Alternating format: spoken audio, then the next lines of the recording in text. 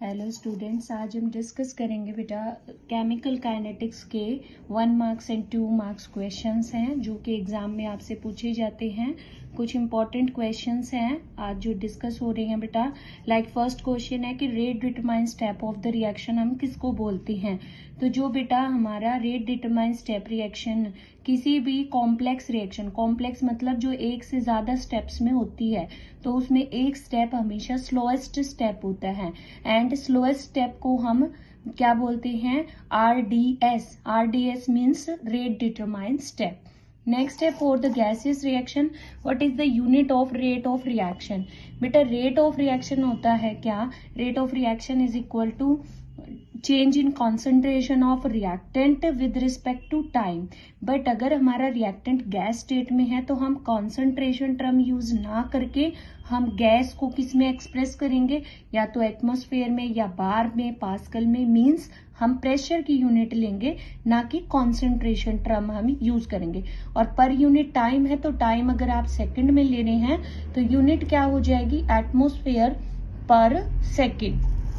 उसके बाद है what type of reaction is this. यहाँ पे बेटा क्या है आपका, दिस इज इथाइल एसीटेट। और इथाइल एसीटेट, एसीटेट मीन्स उसमें ईस्टर फंक्शनल ग्रुप है, दिस इज ईस्टर। उसको आप हाइड्रोलाइज कर रहे हैं एसिड की प्रेजेंस में, तो ये रिएक्शन हमारी रिवर्सिबल होती है। तो ये हमें दे रही है क्या, एसिटिक एसिड और इथेनॉल दे रही है। तो अब इसमें ये पूछ रहा है आपसे इथेनॉल और एसिटिक एसिड, ये कह रही है ये किस टाइप के रिएक्शन का एग्जाम्पल है।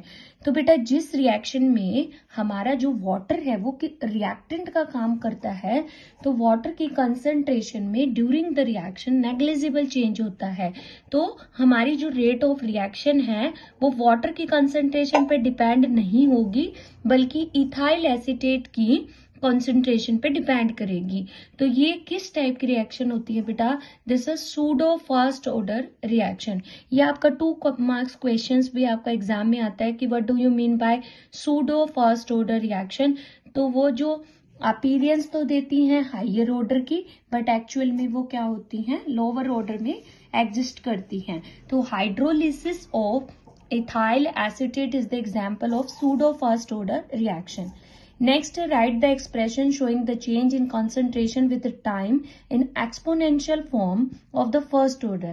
तो ये आपका मैथमेटिकल एक्सप्रेशन है क्या, A is equal to A not e की पावर माइनस KT। तो यहाँ पे ये हमारा क्या है, फर्स्ट ऑर्डर के लिए एक्सपोनेंशियल फॉर्म है। A हमारी जो है फाइनल कंसंट्रेशन, A नॉट हमारी initial concentration, T time, K क्या है, rate constant. Write the expression for the half life period for first order. First order का टी हाफ हम कैसे लिखते हैं, तो उसका हमारा T half for first order होता है बेटा A naught by 2K। A naught is the initial concentration of the reactant divide by K। K क्या है, 2 times of K। K means rate constant. Next question है write the expression for rate constant for first order gases phase reaction.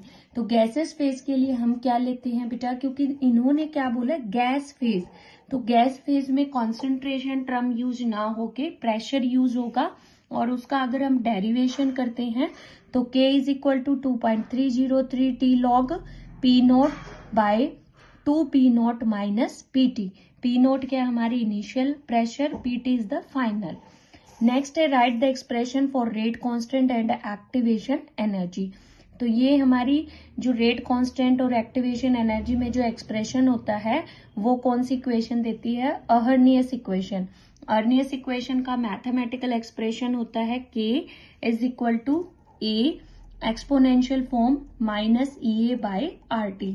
तो K क्या है यहाँ पे, rate constant, A is the Arrhenius factor, pre exponential factor, frequency factor, इसके 3 नाम हैं। E की power minus EA by RT, this is the exponential form जो आपको डिफाइन करती है कि कितने फ्रैक्शन ऑफ मॉलिक्यूल्स हैं जिनकी एनर्जी इक्वल या ग्रेटर है किससे, एक्टिवेशन एनर्जी से। तो इससे हमें पता चलता है this is the fraction of molecule having the energy equal या greater than EA। EA means activation energy. Is it possible for a reaction to have the zero activation energy? क्या किसी रिएक्शन के लिए जो एक्टिवेशन एनर्जी मीन्स किसी reaction को कराने के लिए हम रिएक्टेंट को जो बाहर से minimum extra amount of energy देते हैं, क्या वो जीरो हो सकती है? तो अकॉर्डिंग टू अर्नियस, हमने ऊपर मैथमेटिकल एक्सप्रेशन देखा k इज इक्वल टू ए की power minus A by R T.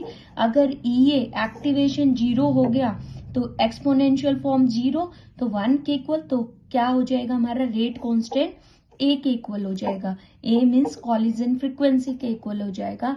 और एवरी कोलिजन, किसी भी केमिकल रिएक्शन में एवरी कोलिजन मीन्स जितने नंबर ऑफ मॉलिक्यूल हम पार्टिसिपेट करवाएंगे वो एक ही टाइम पे सारे पार्टिसिपेट कर जाए, ऐसा पॉसिबल नहीं है।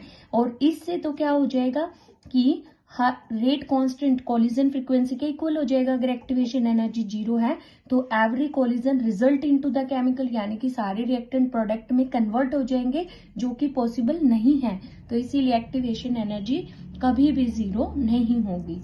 नेक्स्ट है, यहाँ पे हमें एक रेट कांस्टेंट दिया है किसी इक्वेशन का 3 × 10⁻² आवर इनवर्स। तो आवर इनवर्स किसकी यूनिट होती है? तो बेटा minute inverse, second inverse, are inverse, this is the first order reaction.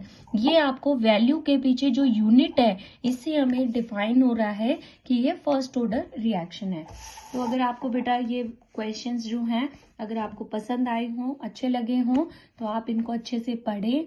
और अगर आपको वीडियो अच्छी लगे तो आप वीडियो को लाइक करें, शेयर करें, चैनल को सब्सक्राइब करें। Thank you.